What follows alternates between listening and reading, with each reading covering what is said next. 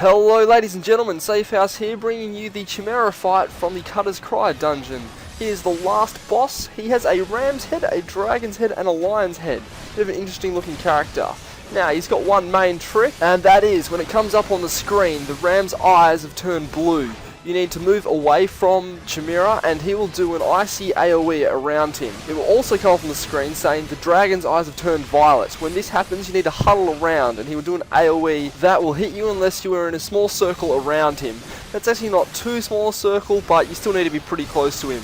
So casters, you can stand closer than you would generally stand in a boss fight, mainly just because he doesn't really do any AOEs besides the little cone one that you're just seeing there. You see that Ram's eyes have just turned blue, so I've run away. He does that, you get a bit of a chance to get out of the way, and you just run back in, DPS him down.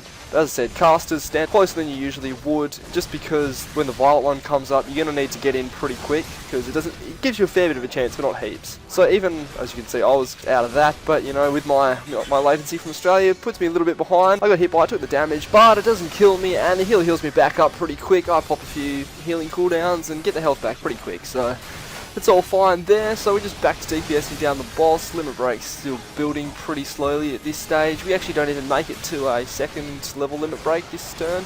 So as you can see, he's throwing out quite a lot of blue ones. It's random, it can be violet or blue. I've had fights where it's pretty much violet every time, fights where it's pretty much blue every time, like it's been so far this fight. But yeah, as you can see, he throws that little ice AOE out in the direction of the tank, so you don't really have to worry about it if you're not a tank. He's gone blue again. You're definitely going to see a violet. The violet actually looks way cooler than the blue as well.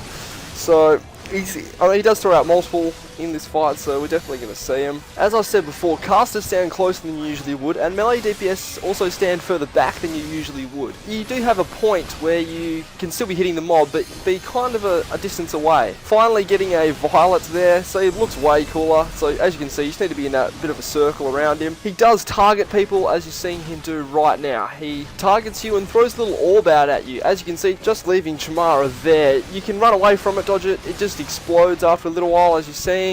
And yeah, it's not too much of a hassle. It can be a little bit troublesome if you get a violet at the same time and you're trying to huddle around and that's coming at you. You get a better look at it a little bit later in the video when I follow it with the camera actually chasing someone around. The mini boss before this guy is actually also pretty tough. I haven't made a video for him, but if you guys really want me to, I might go back and make one.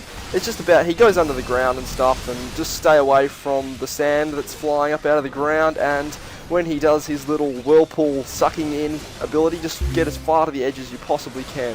So, and there are some vent sounds in the background. Sorry about that, guys. I forgot that was in there, and I can't work out how to get rid of them, and I don't really want to go back and have to record and do this all again, so it's not that bad anyway. We'll continue on.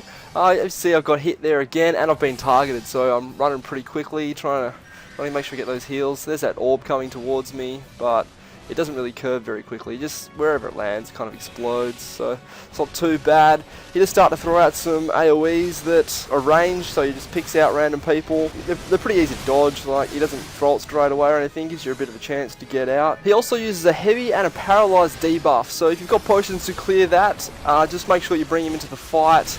It can trap you in AoEs sometimes and get you killed. We actually did wipe on this final boss. I think about 3 times we wiped on this boss, so this is the 3rd fight. About now I'm starting to think of using the limit break because I realise we aren't going to make it to level 2. So as soon as he throws that blue attack, I decided to get in there and use it. I hit the wrong button as well though, so as I'm throwing the limit break, miss out on a bit of the animation there, but do get it down. Puts him down to pretty low health. He's got one more blue attack left in him, which forces me out, so I start throwing spears at him, and that's pretty much all the tricks to him there, guys. So I hope you enjoyed the video, and I hope this helped you out, and good luck killing him and getting him down yourself, guys. Thank you very much for watching, and if this video helped you out or you just enjoyed it, please smack that like button, or you can also subscribe to my channel for more videos similar to this one. Thanks, guys.